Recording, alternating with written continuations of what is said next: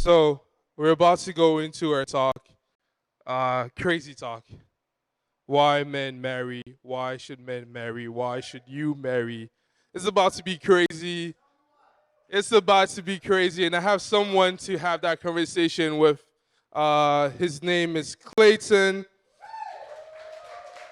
Give it up for Clayton. Come, come, come.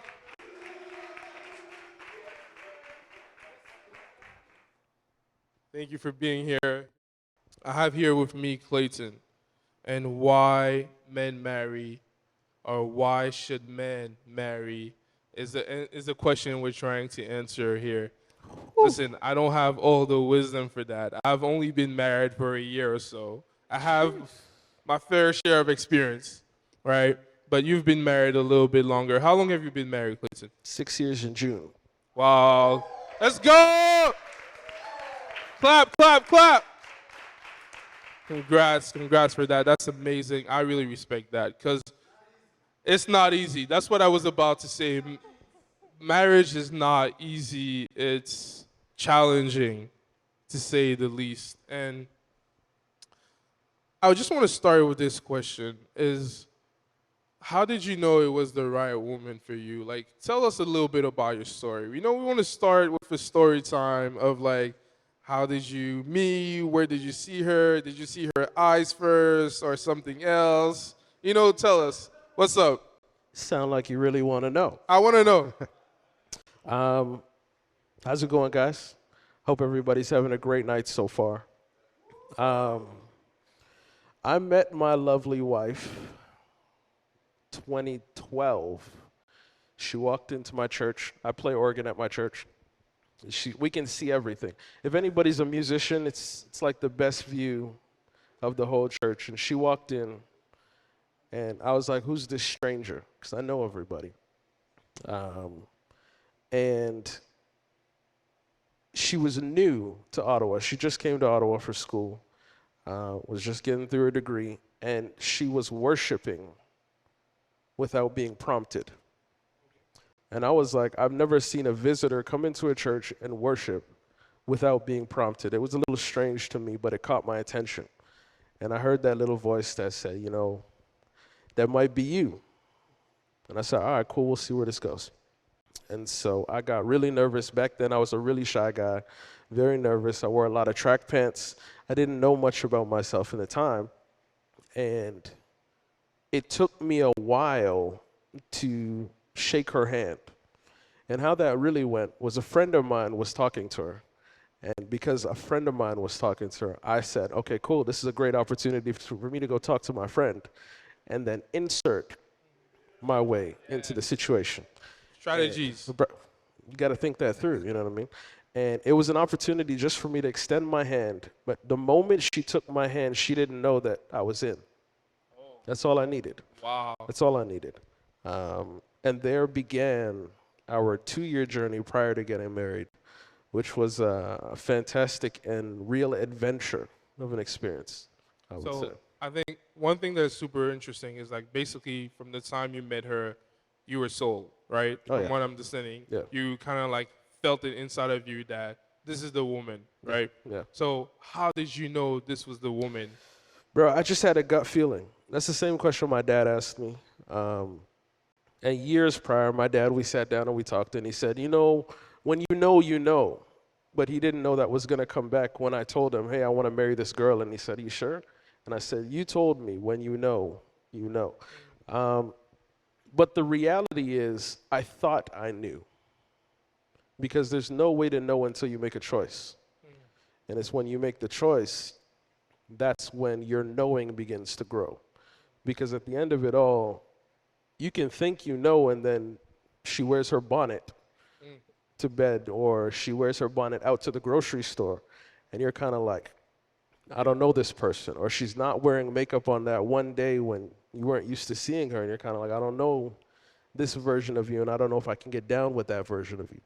And so I would say it like that. I thought I knew, but I didn't know until I had a choice to make. Yeah. So it all comes down to making your choice. Absolutely. It all comes down to, first of all, being in a headspace where you yourself believe that you're ready or you want to marry, you're intentional about it. We were talking about being intentional with these things, right? And so, for me, for instance, um, my wife, not my wife, hey Aisha, Come on. clap for her, clap for Come her, clap on. for her. Come on. My wife, how did I know that it was her? I asked myself this question, right? Um, can I die for her? Can I die for her, right? And at the time, I was thinking taking a bullet for her. First time I asked myself that question, can I take a bullet for Aisha? I was like, nah, bro, my life is too valuable. Why am I going to take a bullet for her? Over time, I started knowing her. She's super kind. She's amazing. And I was like, okay, I'm ready to take a bullet for her. But now I'm married. And I asked myself that question again, right? Am I ready to die for her? And I understand that dying for my wife is not taking the bullet. The bullet is the easiest part of dying for her, right? I'll take a bullet for her anytime, any day. But it's in the small things. Every single day, I'm dying for her. I don't want to do this, but I have to. I'm dying to myself, right? So I ask myself, I'm ready to die for her. And I have to answer that question again and again and again. Now, I know, and I want to get really into the subject, and I hope that's okay with you. Um, I know that you and your wife, at some point, you got separated, right? I want to understand why. Is it because you weren't saying yes to that question again and again? Is it because you didn't have an understanding of that question, or you didn't choose her again and again? What was it? What happens that you go from the point of like, Wow. I love her, I Wow. decided to choose her, I marry her, and now it's not working the way Wow. you expected? Wow. Deep. Idris, Yeah, we're going to talk about it. let's talk about it. Okay, so circumstantially, we got to a place last year where my wife felt like she needed to dry off outside of the pool as opposed to being in the pool. Okay. Because if you imagine being in a pool trying to dry off, it's a very hard thing to pull off because you're constantly getting wet. You're constantly surrounded by the circumstance that is causing you pain and grief. And so in that, I'm going to say we, because it doesn't matter if she made the choice, we had to decide and choose together, that we decided that there needed to be a bit of space so we could dry off Okay. as a way to come back level-headed. The last thing you want to do is be making decisions while you're wet. That's how people jump into divorce. That's how people say, I can't do this anymore because they're encapsulated by whatever's going on in their life. And so as it pertained to me, I didn't realize the effect of what it means to prioritize your spouse. And that became a large part of grievance in our relationship. What I thought was prioritizing wasn't. So what did you think was prioritized? Oh man, being able to bring home the money, being able to watch a movie. You know when you come home from work and you just want to sit for a second feel you. and watch TV together, but you're not really, it's not quality. It's, I'm watching this show, you're watching this show. We may laugh at the similar times, but there's no engagement between us. And the more and more as our relationship went, was the more we would do that without focusing on the us. Okay. Is that what you call being wet? Like you mentioned that idea of Absolutely. the pool. So it's like being in the marriage Absolutely. together somewhat, but not really working towards Absolutely. building togetherness Absolutely. and unity. That's what you call being wet. Absolutely. Okay. So for a young man here in the room that is not yet married, right? How will he be even able to know these things? How can he be prepared for Right. these things? We tell us to prepare for marriage. I don't know if we can prepare for that, Right. but what is something that we here in this room should know about getting into marriage? Like in this instance, if you were to do it all over again, what would you have done different, or what would you have hoped to know? I would definitely say get around married folk but not like, there's getting around and then there's getting around to the point where you can ask the vulnerable questions. Because the problem, like you said, is a lot of us will go into this relationships without any knowledge of what a relationship could be, should be. Because I don't know about a lot of you guys, I'm a first generation Canadian. So my parents coming to Canada means they don't have time to do certain things. They're trying to survive. They're trying to make sure that we have a better life than we had. So they're spending a lot of time at work, cooking. There's 3 of us, and then the rest of the kids that they had to take on in the neighborhood. So it wasn't an opportunity all the time for them to be able to sit down and say, well, son, when you wanted to get into a relationship, these are the 5 things you need to do. And so as you begin to get to a place where you're like, okay, cool, I like relationships, start to get around people that have relationships that you might admire in some sense. Because it's the people who you admire that oftentimes have a story that's going to be beneficial for you to hear. There's a reason why they look like what they look like, because they had to work to get to that point. And there's always a way and a lesson that can be taught through that relationship and getting close with them. I'd definitely say that. Oh, that's really good. I hope you guys are taking notes and you're understanding a few things. From hearing you speak, it leads me back to that first question, right? Maybe right now we jumped into it. We're in the pool, right? But like, maybe someone here doesn't think that they want to marry or they should marry, right? And we're trying to understand that question. Why should I marry? To go into the pool, trying to get out and get wet, right? Why should I do that? The first answer that comes to my mind is because, in the Bible it says one should get 1,000, 2 should get 20,000, which doesn't even make sense. You would think that you're supposed to get 2,000 at 2. But what's the secret? What's behind that idea of like, if I get married, I found a good thing, I'm going to prosper, I'm going to grow. And obviously, we know it's not automatic. In it, you have to do some things to get to that point. So, why? I think you spoke about it earlier. It's coming back to my mind when you encouraged us that we as the men have the seed. And if you're able to plant that seed in good ground, you'll see that fruit built. Now, a spouse can be seen as good ground, but she can also be, if you're thinking about pregnancy, she can give birth to things that you either place inside of her or you provide to birth. Now, if you partner together, that's where you get that 10,000. See, it's easy to, case in point, my wife is a business whiz. I don't know where it came from. I was telling Emmanuel that she was supposed to go to med school, and then one day told me, I want nothing to do with this. And her family started to blame me. They said, it's your fault. You're the reason. If you weren't in her life, then she would have gone to med school and fulfilled our desires. Now she's even greater in the business world that she's working in. But I had the opportunity to fund the online schooling that she did to get there, in that sense of seed and giving birth to something. Vice versa, I'm terrible at certain things when it comes to the business side of what I do in music. But if I go to her and say, okay, cool, I need to figure out I'm lacking in this area, somehow she has all the information on all the areas that I need to put together my stuff. If I need to incorporate my business, she knows exactly what I need to do. And all of a sudden, she's now birthing something in me for what I'm trying to do. And so your original question being why? Why should you get married? It's an opportunity. It's an opportunity for partnership.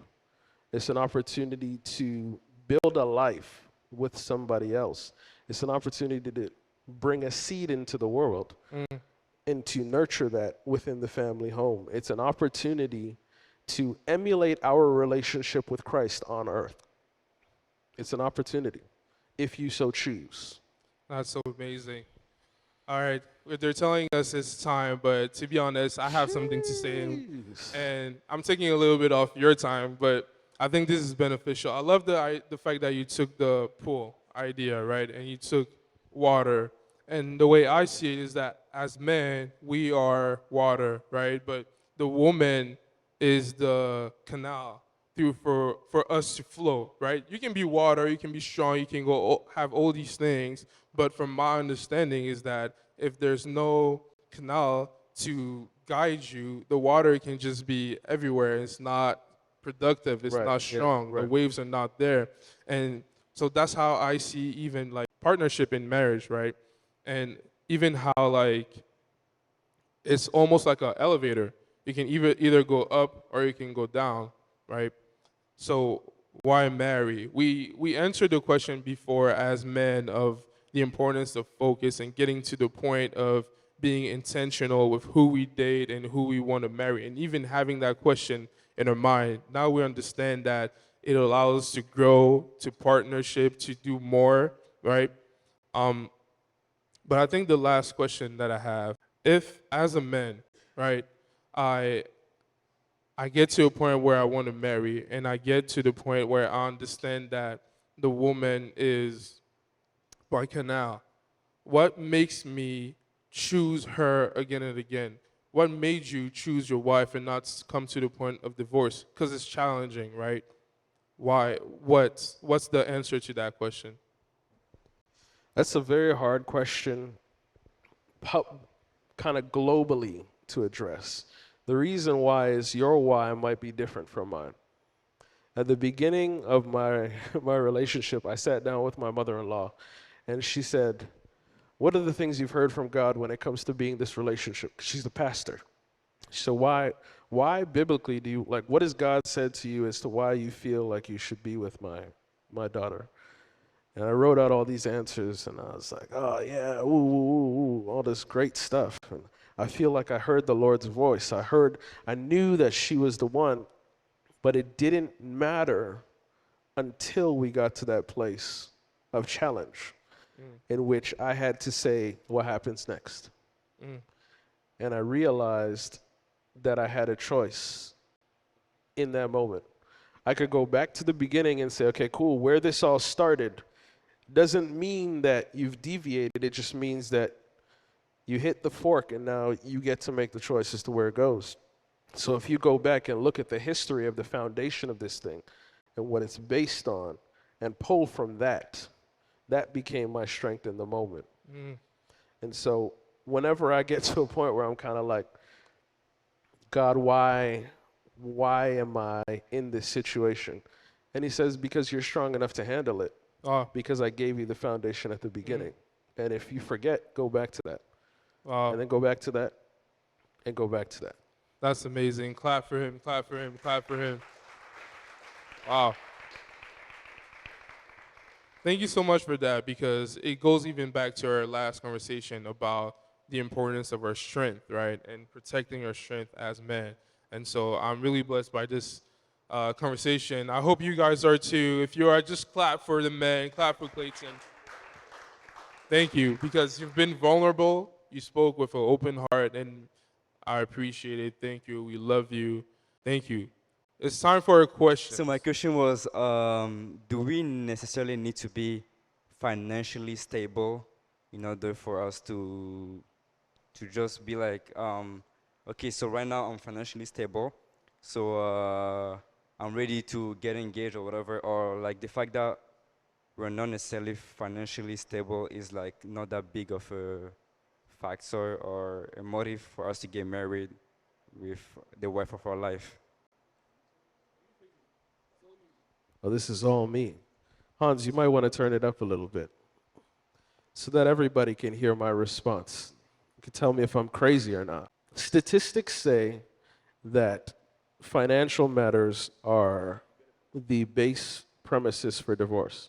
It's advantageous to be financially stable, but it's more advantageous to be financially aware because you can be financially stable and not good with your money still. So I think financial literacy is the critical moment as opposed to having the job that's going to pay you $100,000 and you can't show anything for that $100,000. If you make $23,000 a month or a year, that's it, and you found a way to create a life within that, there can be said that there's financial stability because you found a method as to how to utilize the money to do what you have to do. Whether that means you're living below your means, whether that means you've got a few investments on the side, whether that means you've been saving up over the years. I think that speaks more to what your readiness will be and the foundation that you're building than actual stability itself. Does that make sense? So my question is, let's say you're ready for marriage. You no, you've made a decision that this person is for you, but circumstances, parents, people, whatever possible can basically be an obstacle. It's in your way. Also, I'll fall into his question earlier, financial. What how do you proceed from that to uh, basically to deciding to marry the person with regardless of the blocks and the obstacles that you know you will face, but you just decided. You named like 10 obstacles, bro. Um, I think each obstacle has their opportunity. Some are going to be longer term than others. Um, this is very vulnerable, eh? My father-in-law didn't come to my wedding. Um, and I thought it was because of me. I did all the procedures. I sat down with them. I said, this is my intent. I want to marry your daughter. We went to, I don't know why they do, but they really like, what's that chicken place with the rotisserie chicken? You know, no, not shawarma, bro. The this restaurant, it's gonna bother me. I'm not gonna lie. But we went, we sat down, we talked. Her mother said, "Okay, cool. I'm here for this. I believe in this. I believe this is godly." Her father looked at me and said, "Son, you're great. I love you. But just wait. Wait until she's done med school. Wait until, like, you guys can move in together. You guys can do whatever you want. But if you guys get married, then you might have children. And if you have children, it's going to throw her off med school." And I sat there and I said, man, this is biblical, man. Like, this doesn't really line up with what we're trying to base this on. So, okay, cool. Now, the part of the story that's very interesting is my wife said I never needed to speak to her father because based on their upbringing, he wasn't there as a father. So they were saying, man, you're going around in circles if you do this. Like, you're setting yourself up. And my two-parent home said, no, this is the way you have to do it. You're Jamaican. You better figure this thing out. You better go sit down with them. And so that's where, when I went and had the meeting and they said, okay, cool, pretty much, I don't want you to. I don't give my blessing. And my mother-in-law says, look, I believe that this is of God. Technically, this is like it's the mother that's supposed to make this portion of the decision. So I'm behind it. And he didn't come to my wedding, and it was devastating. But I began to learn that that had nothing to do with me, because if you remember, his statement was son. You see what I'm saying? Some things are going to take longer, but when I go to see him now, it's son, when are you coming to Ghana to stay with me? It's not the same conversation. And I realized that that conversation sometimes has nothing to do with you. Some conflicts and issues have very little to do with you as a person and more to do with the dynamics in the family and things like that. So there's certain issues that you can find a solution to. And if you can't, then get people around you who can become solution oriented to help you do that. That can be men who are already married. That can be mothers in the Lord who can encourage you. But there's generally a method to getting around that sentiment that, oh, there's so many challenges I have to jump through. And if she's worth it, fight for it. Wow. That's a lot of things to take in. We'll take all that in. I know we're short on time, but from what you said, I have to ask these two questions. Okay, I have to. I have to. Sorry, I have to. No, I have to. I have to. This is my day. I have to. Listen, okay, so first thing, you went on with the wedding even though he wasn't coming, right? That's crazy to me. But hey, we thank God. Do you think, that's the first question, do you think that him not being there had an impact on your relationship with your wife to the point that you had to get separated? Second question is, for some youngin here, what's the difference between living together married and living together boyfriend girlfriend? I mean, my intention is to marry you. I love you. I've made the decision. Her father blessed me to live with you. Why do I need to get married? I feel like some Great of us will be like, yo, I have a girlfriend. I'm serious. I'm focused. We can live together. Why is that dangerous, or why is that good, Great or whatever? Great questions. Idris, as for your first one, do I think it had an effect on our him not coming to the wedding specifically?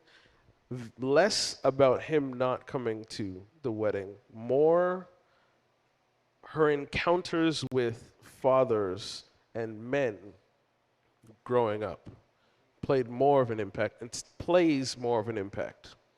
So, young ladies that don't have fathers in their lives, it's not always their fault. It's just conditioning or the way that they've been taught. But not only that, young women who have strong mothers who teach you that you can do it all by yourself without a man also creates an equal opportunity for disillusion in the relationship, because all of a sudden the way that you look at your partner as a man is not, there's a lot of words you can insert there, but it's not in your advantage in the relationship, if that makes sense. So it's not necessarily him not coming to the wedding, but how fatherhood plays into daughtership and getting married plays a big part in the relationship for sure. Great. Wow. Second question. The impact of living together as married and not I married. mean the impact of playing house. Barbie and Ken. Okay, cool, because there's some things that when you get married that you commit to that are different significantly than when you're in a relationship or any form of relationship. And I say that primarily because you you can't just go, it's harder to go home if you're married. Yeah. You see what I'm saying? Yeah. It's much harder to say, okay, I'm going to pack my bags and go where? Yeah. You're going to a motel, because the last thing you want to do is tell your parents, I'm tired of this guy, I'm coming home, and them telling you, I told you so. You shouldn't have done it in the first place. Yeah. You know what I mean? It's much harder to do that as a married couple. But you're also exploring an identity and creating an identity without understanding the bounds by which you're now walking into. So you're playing the wife, but the husband's not mentally being a husband. He hasn't signed up for this yet.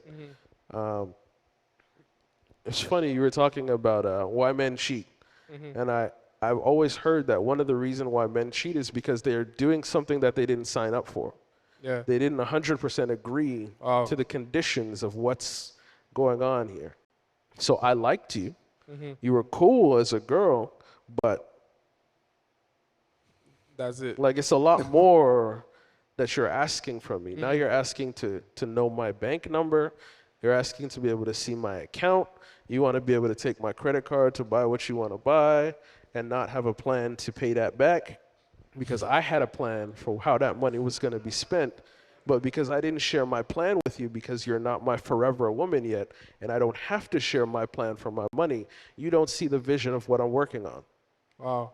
And now you're affecting my equation, but I can't tell you because if I tell you, then I'm a bad boyfriend. I'm making it seem like I don't want to give anything to Yeah. you. And all of a sudden, there's this contention as a man because I can't tell you how I feel because you're not my forever woman yet. Wow. So don't date unless you're ready to marry? I mean, as men, we need to learn how to talk to women. So saying like baby you cute with the soft know, eyes. like- nah. When we talk about the concept of dating, I believe there's dating with the intent to marry this person, and there's going on dates so I can get to know if you're somebody I want to be around in the first place, which could start as friends. I'm sure you guys all have friends, and you guys could go out to see how they work in this context. Then you might say, okay, cool, I like you in this context, but now I want to get to know you with just two people, just me, you, and two other people. And you do that. And then you can say, well, I like you in this context. Okay, cool. I want to get to know you on my own. What does that look like? Yeah. I think there's levels to dating, and we quantify dating as soon as I'm dating you, like, this is forever. But there's so much to know.